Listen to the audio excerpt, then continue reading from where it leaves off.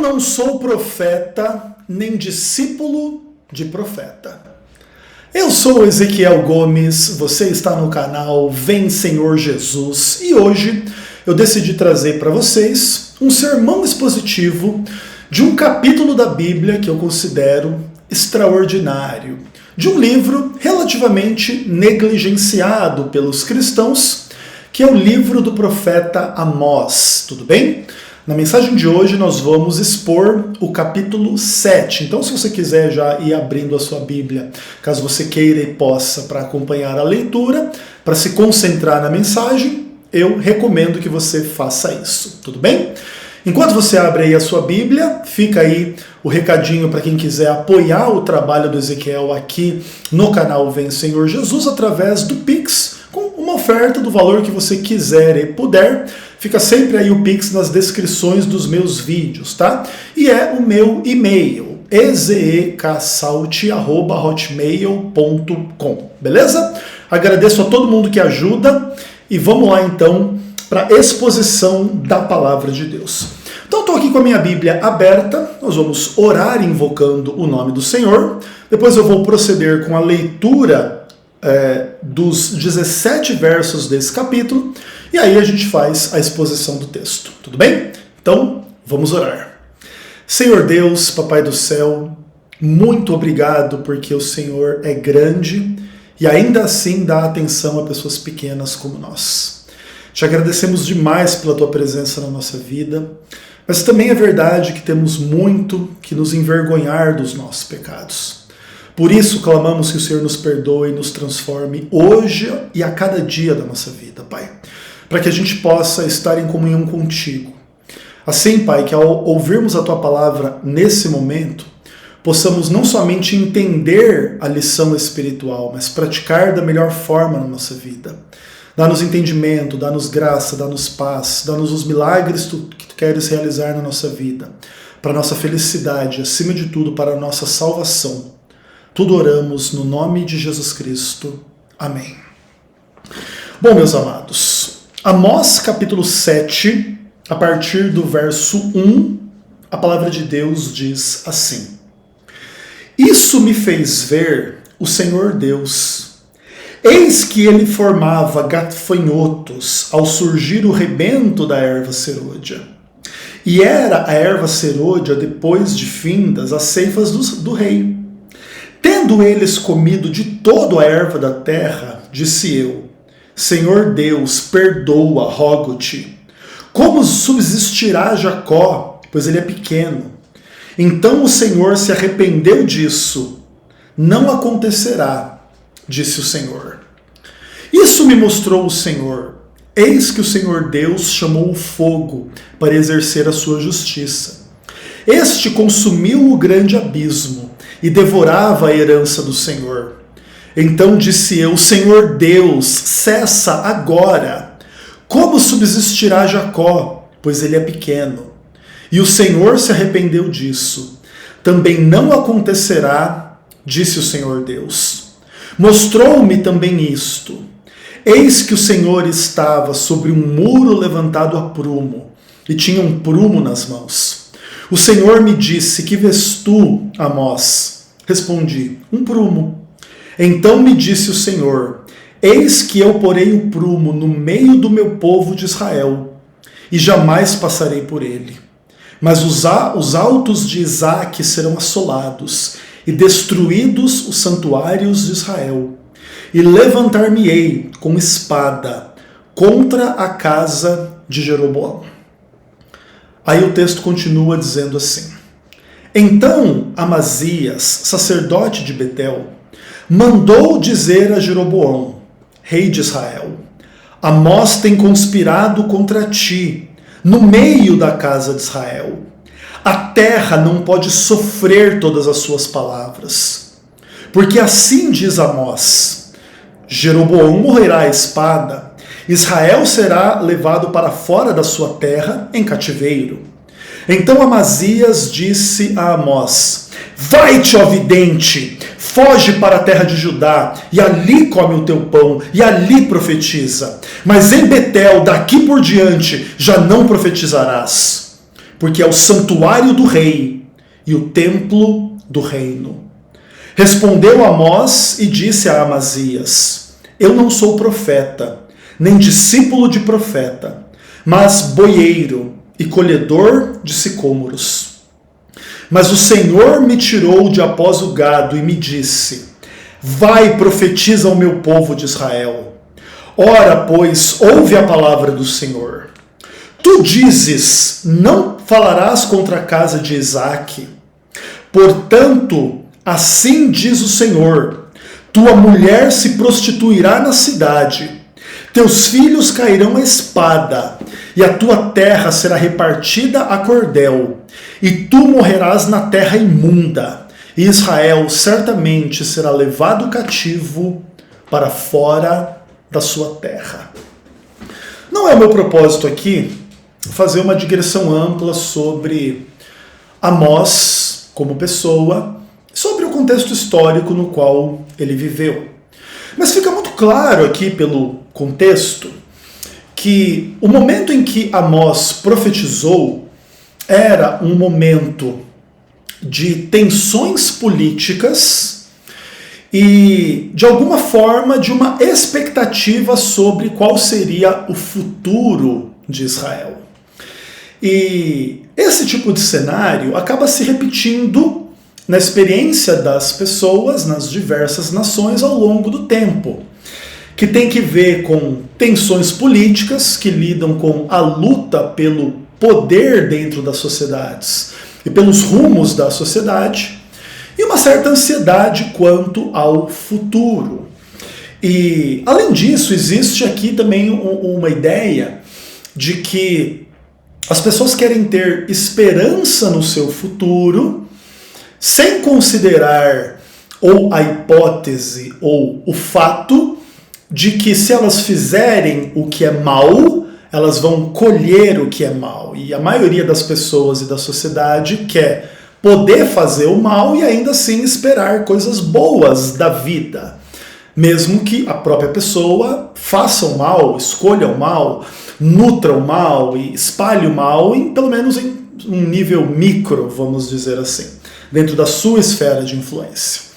E em função destas questões, o texto de Amós capítulo 7, ele se torna muito interessante da gente avaliar algumas questões assim, que não só servem como um alerta a respeito de como Deus lidou com Israel, mas de alguma maneira servem também como um exemplo de como que Deus lida com a gente em meio a determinadas questões e circunstâncias. Além dessas questões políticas e sociais, esse texto ele trata uma das questões assim, que eu acho mais interessantes assim, no livro de Amós, que é essa coisa de Deus dar visões a Amós, e Amós, de repente, assim, vê aquela desgraça que Deus está mostrando para ele, Amós, e Amós intercede pelo povo, e Deus se arrepende daquele mal e diz que aquele mal não vai acontecer. Inclusive aqui, se você quiser explorar assim conceitualmente estas questões, tudo se torna profundamente interessante, né? Como se Deus abrisse para Amós um universo paralelo de possibilidades a respeito do futuro. E de repente Amós tem aí 3 visões e ele fala assim que isso não aconteça, e Deus se arrependeu, não vai acontecer. Mas é como assim, se Amós não faz essa intercessão, aquele seria o futuro. Mas como Amós intercede, Deus muda o futuro por causa da intercessão de Amós. E aqui Amós, inclusive, fala um pouco parecido com Moisés, né? Para perdoar o povo é pequeno. Tal. A gente vai lidar com as questões do texto daqui a pouquinho. Só estou fazendo um panorama geral. E esse é um conceito muito interessante. Se você fosse um roteirista de cinema, lendo aqui Amós capítulo 7, você poderia pensar na questão de um multiverso e mundos possíveis e futuros possíveis e a mudança do futuro quando você age no presente. O futuro seria diferente caso você tivesse tido uma postura diferente no presente. Então, se Amós não tivesse intercedido pelo povo, o povo teria se lascado nos termos daquele futuro que Deus mostrou para Amós e que não vai mais acontecer porque Amós intercede. É um conceito extremamente interessante, né? E isto posto, acho que a gente pode avaliar essas questões fazendo referência explícita ao texto, né? Então, vamos lá bater esse papo. O capítulo 7 ele começa com a perspectiva de que Deus fez Amós ver uma coisa, uma visão. Essa visão eram gafanhotos que surgiam após a chuva serôdia produzir a erva, e aí você precisa entender um pouquinho o ciclo, né, da agricultura no Israel antigo, que tinha a primeira chuva, a chuva temporã, onde começava ali o grão a se formar na plantação e etc, e a chuva serôdia que amadurecia o grão. Então, esses gafanhotos, eles aparecem depois que caiu a chuva serôdia e o grão amadureceu. Então, tipo assim, entre o amadurecimento do grão e a colheita, quando o povo ia colher a comida, os gafanhotos aparecem. E aí, o que esses gafanhotos fazem? Eles comem toda a comida, toda a erva da terra. E, inclusive, depois de finda as ceifas do rei. Ou seja, o rei colheu a sua parte e o povo agora vai colher a dele. O rei tem comida, o povo não tem. E aí, nesse aspecto, o que faz Amós? Amós intercede, ele diz, Senhor, perdoa. Como que o povo Jacó vai subsistir? O povo é pequeno, e aí Deus se arrepende e diz, ok, Amós, isso não vai acontecer. Mas é interessante que aqui já fica estabelecida uma tensão entre o rei e o povo. Nesta visão, o rei vai ter o que comer, porque ele já fez a ceifa. A chuva serôdia caiu, o rei já foi e colheu a melhor parte, a primeira parte para si, e a hora que o povo vai colher a sua comida, o gafanhoto vem e devora tudo. O rei está bem, o povo está mal. Mas percebe que já há uma tensão, uma diferença, né, uma desigualdade entre o rei e o povo. Isso já dá o tom da tensão política social do povo, que inclusive é um pouco assim o fundamento das tensões políticas e sociais entre os povos de uma forma meio que geral. Essa percepção de que a classe, que é a maioria, trabalha em benefício da classe, que é a minoria, que são os chefes, os governantes, aquelas coisas do tipo. Ok. O Amós percebe que se aquilo ali se concretizar da forma como ele está vendo, o rei estará bem, mas o povo vai se lascar. E Amós não tem uma atitude indiferente em relação a isso. Ele intercede pela situação para que Deus livre o povo, porque senão o povo não vai subsistir e o povo vai morrer de fome, mesmo na presença da sua liderança, que vai ter o que comer. É uma imagem bem interessante. Aí, depois que essa cena acaba e Deus diz que ele se arrepende, então aquilo não vai acontecer, aparece uma outra cena. E aí, eis que Deus chama o fogo para exercer justiça, né? Interessante que aqui a punição é vista como justiça, né? O fogo é justo. E o fogo, ele começa a consumir o grande abismo. E a imagem é que o fogo não para ali no grande abismo, ele começa a avançar sobre a terra de Israel e começa a devorar a herança do Senhor. E aí aqui nesse caso não se faz diferença entre a liderança e o povo, só se diz que começa o fogo devorar a herança do Senhor. E aí Amós diz que ele intercede, cessa agora, Senhor, para com isso agora, porque como é que o povo vai sobreviver?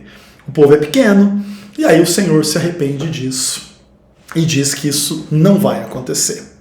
Aí ele tem uma terceira visão, onde Deus mostra um muro levantado a prumo, e ele tinha o prumo na mão. O prumo é esse instrumento de medir, né, na construção, para o muro não ficar torto, que inclusive relembra algum conceito como um compasso, régua, uma coisa que mede para que a coisa seja reta e não tortuosa, e que funcione, que não caia, que não quebre. Então tem esse muro construído a prumo. Tipo assim, Deus fez Israel, construiu ele no prumo, para ser reto, para ser uma coisa reta. E aí Deus fala assim, Amós, o que você está vendo? Aí ele diz, olha, eu estou vendo um prumo. Ok, então eu vou colocar o prumo no meio do povo e eu não vou passar por ele. Mas os altos de Isaac serão assolados e destruídos, o santuário de Israel, e eu levantar-me-ei com uma espada contra a casa de Jeroboão. É como se Deus fosse um construtor que usou o prumo para construir Israel, um muro, e fez retinho. Mas agora esse muro está torto, e ele vai usar esse prumo de novo, e ele não vai mais passar pelo meio. Ele vai derrubar esse muro. Ele vai agir com espada contra a casa de Jeroboão, que você vai descobrir daqui a pouco que é o rei de Israel nesse contexto aqui, e ele vai se levantar com espada contra a casa de Jeroboão. Beleza. Esse era o ensinamento de Amós enquanto ele estava lá na região de Betel, em Israel. Okay? A casa de Deus, Betel, não é verdade? Ok. E a percepção que fica lendo o restante do capítulo é que Amós estava ensinando estas coisas na cidade de Betel. Então ele estava ensinando, olha galera, Deus me deu essas visões aqui. Deus me mostrou esses gafanhotos, Deus me mostrou esse fogo, Deus me mostrou esse prumo. E o resultado final da conversa é que Deus está irado contra o reinado de Jeroboão e vai entregá-lo sob o poder da espada. Essa é a mensagem do profeta, ok? Então, é o que está acontecendo aqui.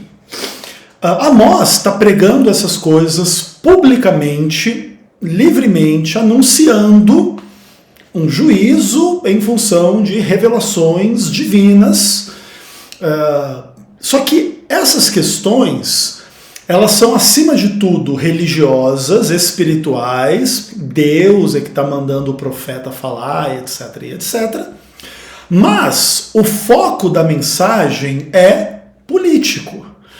E esse foco político, ele faz com que um defensor do governo venha se interpor em relação às coisas que Amós está ensinando ali na região de Betel. E o nome dele é Amazias. E Amazias, ele é um defensor do governo, mas ele também é um sacerdote, criando esse contexto da relação entre a religião e a política.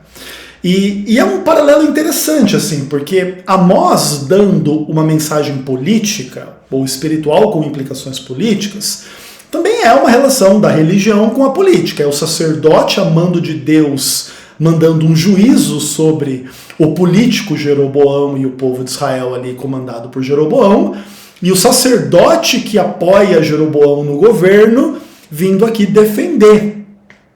Então é uma relação bem interessante assim entre religião e política, das duas perspectivas, da relação entre o profeta e Deus e da relação entre o sacerdote e o rei, né? É bem legal esse contexto, assim. E aí o que o Amazias faz? O Amazias é um sacerdote e que vai lá mandar avisar o rei do que está acontecendo. Então, o apoiador do rei, um apoiador do seu governo, um apoiador político, manda que Jeroboão seja avisado. E qual que é o aviso? Como que Amazias trata a questão? Bom, o conteúdo do que Jeroboão deve receber é o seguinte: Amós tem conspirado contra ti no meio da casa de Israel e a terra não pode sofrer as suas palavras. Assim diz Amós: Jeroboão morrerá à espada, Israel será levado cativo para fora da terra em cativeiro. E aí depois Amazias vai falar diretamente com Amós, para ele ir embora, tá? A gente fala daqui a pouco. Então veja, Amazias, ele vê o que Amós está fazendo, ele ouve o ensinamento de Amós e ele se recusa a crer que essa é uma mensagem divina. Na cabeça de Amazias, Amós é simplesmente um político de oposição ao governo de Jeroboão. E aí, a ideia é que Amós é um conspirador contra o governo, é um opositor do governo, e a terra não pode sofrer esta oposição. O governo de Jeroboão não pode ter oposição na cabeça de Amazias. E Amazias se recusa a atribuir o que Amós diz ao assim diz o Senhor. E ele coloca muito claramente, assim diz Amós, que o rei aqui, Jeroboão, ele será morto à espada e Israel será levado cativo. Então, Amazias não entende isso como uma mensagem divina, mas como uma mensagem meramente de Amós, por inclinações políticas. Ok. Depois que Amazias manda esse recado para o rei, ele confronta Amós especificamente. Sai daqui, vidente. Foge para a terra de Judá. Ali come o teu pão e ali profetiza.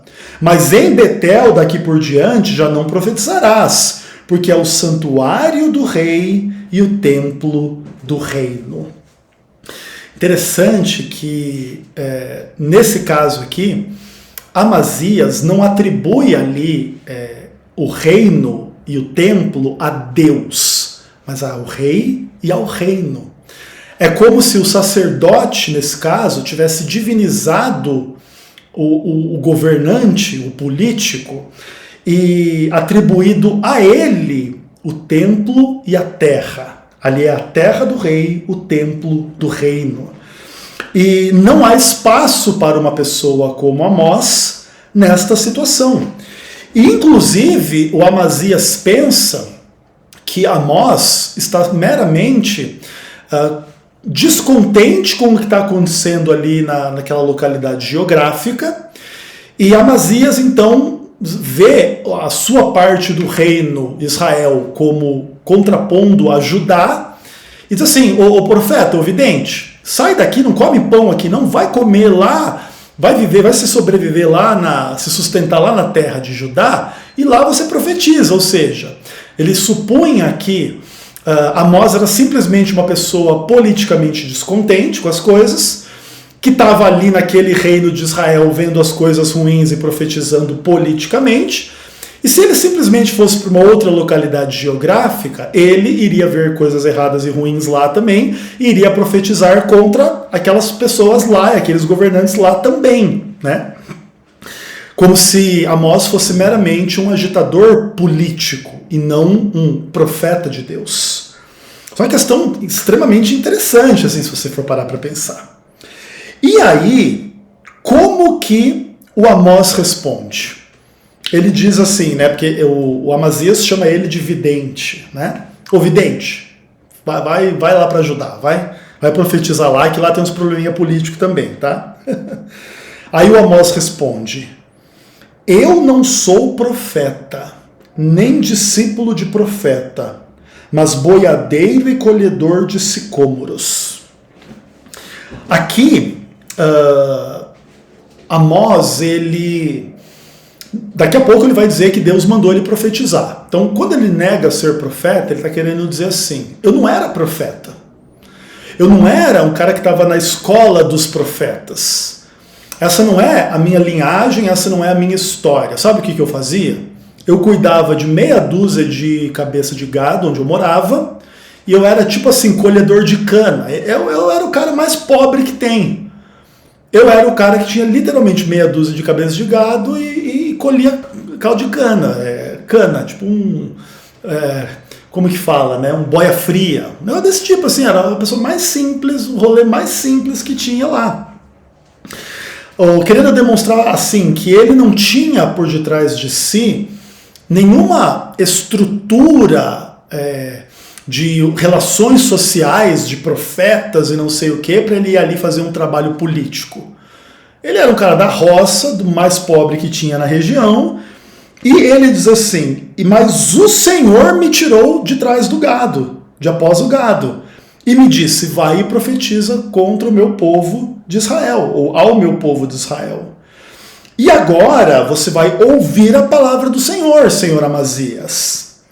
Você diz, não profetizarás contra Israel, nem falarás contra a casa de Isaque, ou seja, o sacerdote, na sua adesão ao governo local, à situação atual, ele supõe ser proibido falar contra Israel e Isaque, certo?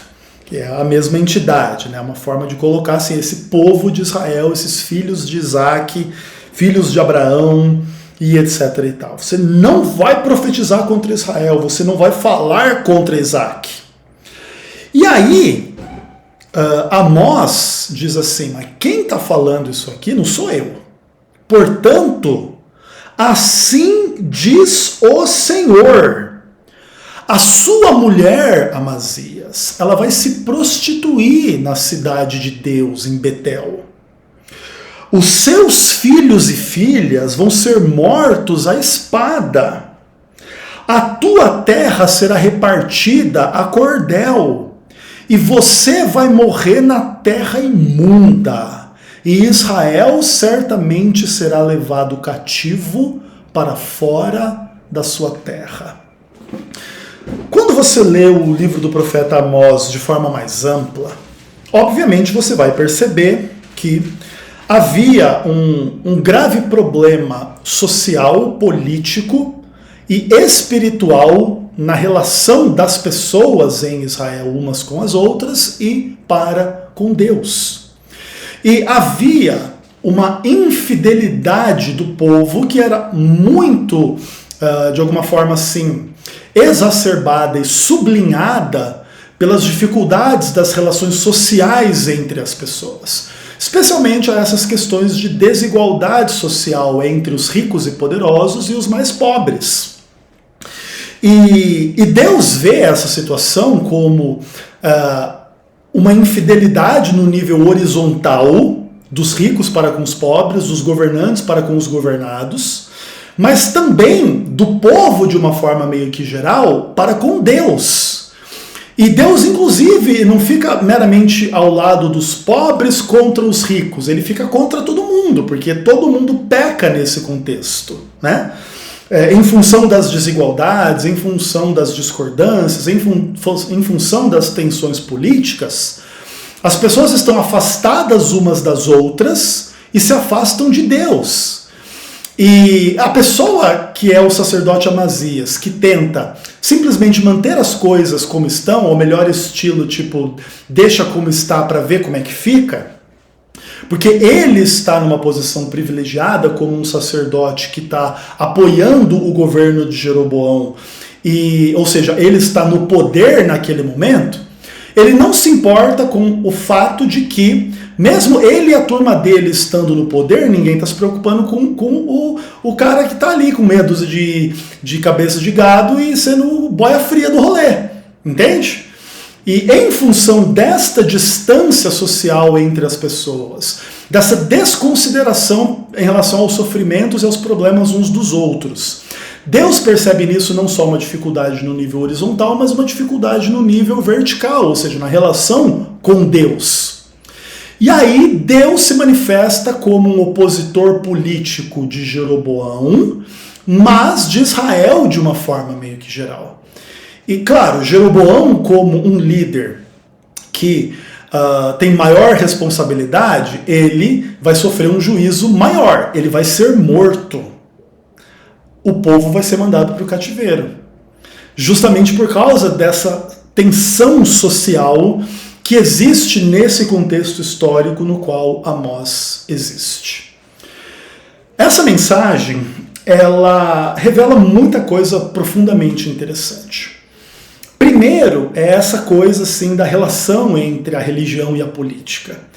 Em contextos em que ela é pervertida e perversa, na relação entre Amazias e Jeroboão, onde Amazias mente contra Amós para puxar o saco de Jeroboão, como se Amós fosse meramente um opositor político, e como se Jeroboão não tivesse feito nada de errado para merecer uma repreensão divina.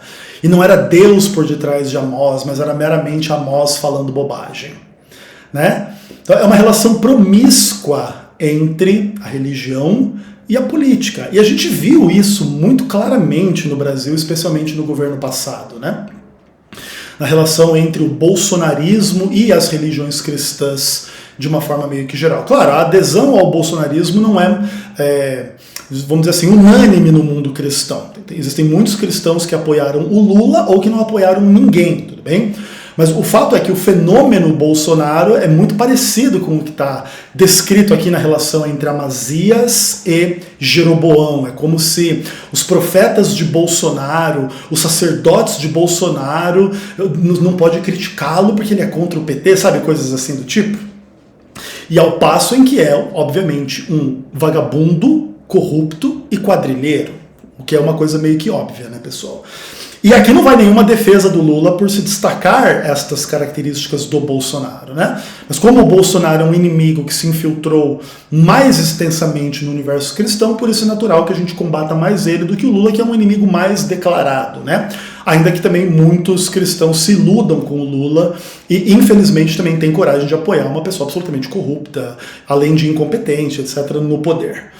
Mas o fato é que a relação entre a política e a religião nesses aspectos, ela é extremamente promíscua, inclusive de qualquer lado do espectro ideológico que você quiser aí no caso do Brasil, né?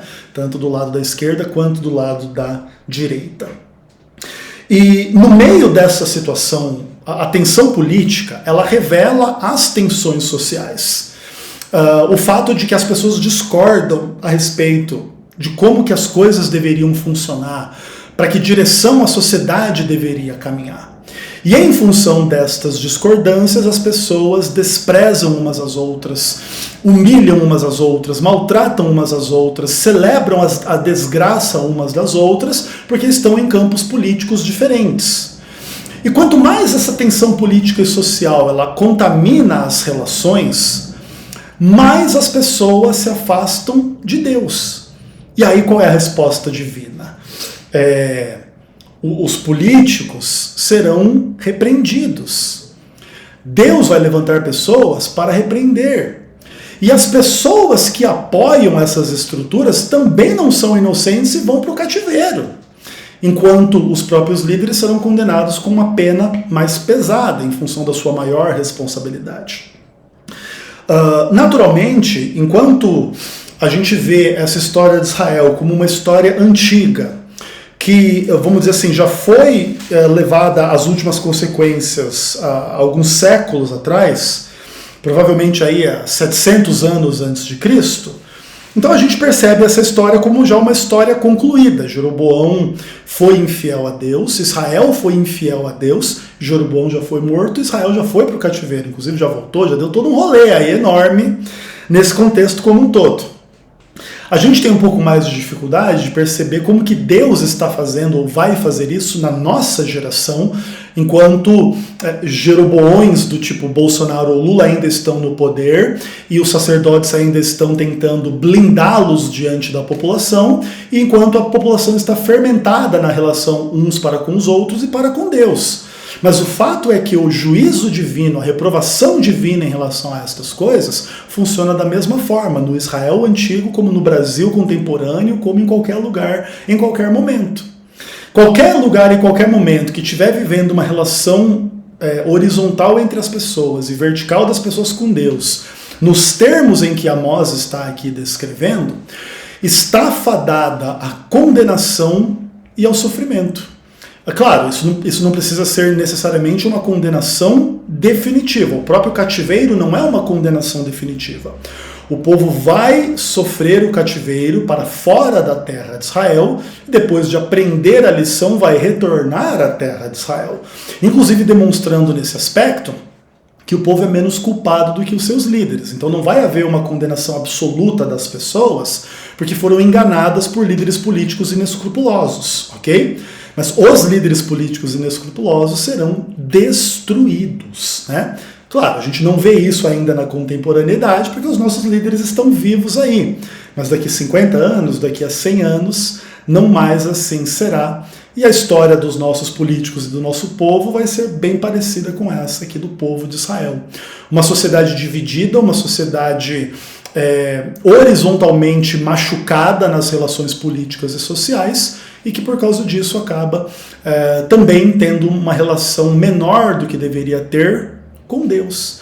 Até inclusive enfatizando alguns aspectos interessantes da lei de Deus, como amor a Deus, amor ao próximo como a si mesmo. E muitas ênfases bíblicas do tipo, se você não ama o seu irmão a quem você vê, você não ama a Deus a quem você não vê. E a política ela é um campo muito natural para que essa falta de amor seja exercida e justificada em nome das diferenças de opinião, das diferenças ideológicas. Então a gente acaba se tornando como os pagãos, que a gente ama quem nos ama e odeia quem nos odeia, né? Que é aquilo contra o que Jesus pregou no Sermão da Montanha. Ame o que te ama e ame o que te odeia. Ame o teu inimigo, que é o ensinamento de Jesus. E é óbvio que aqui é muito mais fácil a gente falar destas coisas sob um determinado ponto de vista teórico, e é difícil fazer. Eu, Ezequiel Gomes, tenho bastante dificuldade de tolerar lulistas e bolsonaristas. Porque em muitas questões eu julgo assim, inadmissível como que essas pessoas não conseguem enxergar que elas defendem pessoas absolutamente corruptas e incompetentes. Nitidamente corruptas e incompetentes, nos dois casos, ainda que de uma maneira um pouco diferente entre si, vamos dizer assim. E em função disso, muitas vezes a minha relação com pessoas é prejudicada e a minha relação com Deus é prejudicada. E eu faço parte do povo que em função dos meus problemas com as pessoas, também Deus me ameaça aqui com o cativeiro, vamos dizer assim, certo? Claro, eu não sou o responsável, eu sou um dos influenciados por esse estado de coisas. E é muito difícil a gente superar estas questões para amar o outro, mesmo que o outro discorde da gente numa questão que é muito importante e fundamental para a gente. E a lição que fica desse texto, assim, em ampla medida, para esta situação atual nossa, é que não é que religião e política não se discutem, é o contrário. A religião e a política elas se discutem e elas também interagem de uma forma ou de outra, pelo viés da infidelidade ou pelo viés da fidelidade. Amós é o representante fiel que sofre na sociedade em que ele vive, não tem pretensões políticas, mas recebe de Deus uma mensagem para pregar contra o político que está no poder.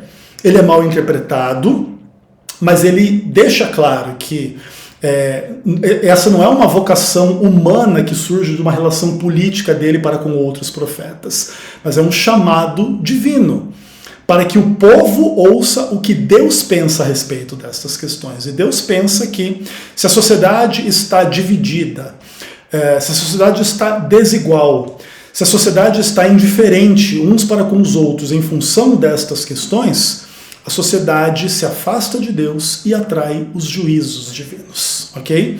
E é interessante que o capítulo acaba com esse tom negativo, não acaba com um tom esperançoso do tipo, não, Israel vai para o cativeiro, mas depois de algum tempo vai voltar porque eu vou perdoar e restaurar e abençoar. Pelo menos o capítulo 7 não termina dessa maneira. E aí, naturalmente, essas ênfases ficam para o final do livro, ou coisas do tipo onde a gente percebe que aí pode ser que Deus, dê mensagens de esperança no contexto de que se o povo se arrepender, se o povo melhorar, se o povo crescer, o povo poderá de alguma maneira sofrer menos as consequências desse juízo, em função de aprender a lição, de não permitir que as questões sociais e políticas alienem uns aos outros de forma definitiva. Tanto que, por exemplo, aqui no capítulo 9 do livro de Amós, vai se falar do juízo e vai se falar da restauração das pessoas que se arrependerem em função destas questões. Então, quem se endurecer nesse caminho, se afastar das pessoas e se afastar de Deus em função de questões da vida, vai sofrer o juízo divino. Quem aprender a lição divina em meio a tudo isso vai ser restaurado, abençoado, salvo e tudo mais, ok?